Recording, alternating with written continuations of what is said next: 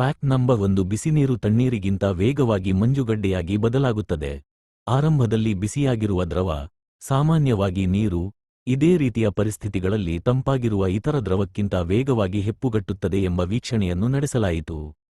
Fact number 2 ಮೋನಾಲಿಸಾಗೆ ಹುಬ್ಬುಗಳಿಲ್ಲ. ಹೌದು, ಮೋನಾಲಿಸಾಗೆ ಹುಬ್ಬುಗಳಿಲ್ಲ ಏಕೆ ಎಂದು ಜನರು ಯಾವಾಗಲೂ ಆಶ್ಚರ್ಯಪಡುತ್ತಾರೆ. ಈ ನಿಗೂಢತೆಯನ್ನು ಪರಿಹರಿಸಲಾಗಿದೆ. ಪ್ಯಾಸ್ಕಲ್ ಕೋಟೆ ಎಂಬ ಇಂಜಿನಿಯರ್ಗೆ ಧನ್ಯವಾದಗಳು.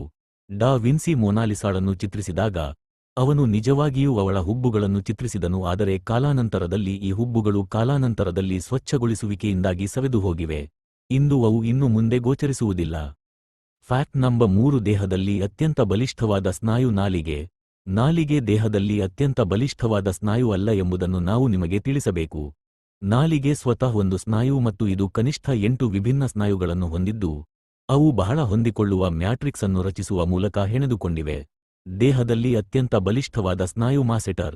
ಇದು ದವಡೆಯನ್ನು ಮೇಲಕ್ಕೆತ್ತಲು ಕಾರಣವಾಗಿದೆ. ಫ್ಯಾಕ್ಟ್ ನಂಬರ್ 4 ನಿಮಗಿದು ಗೊತ್ತಾ?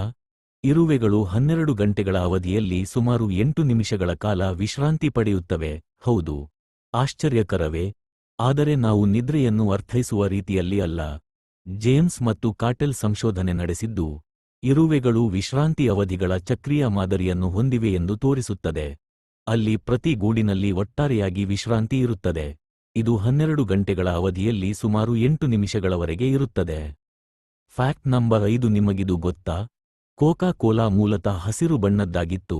ಇದು ಸಂಪೂರ್ಣ ಪುರಾಣ, ಏಕೆಂದರೆ 1886ರಲ್ಲಿ ಆವಿಷ್ಕಾರವಾದಾಗಿನಿಂದ ಕೋಕಾ ಕೋಲಾ ಯಾವಾಗಲೂ ಒಂದೇ ಬಣ್ಣದಲ್ಲಿದೆ. ಉತ್ತಮ ಸ್ಪಷ್ಟೀಕರಣಕ್ಕಾಗಿ ನೀವು 1886ರಲ್ಲಿ ಅಟ್ಲಾಂಟಾದ ಜಾನ್ ಎಸ್. ಪೆಂಬರ್ಟನ್ ಅವರ ಕೋಕಾ ಕೋಲಾ ಕಥೆಯನ್ನು ಓದಲು ಪ್ರಯತ್ನಿಸಬೇಕು.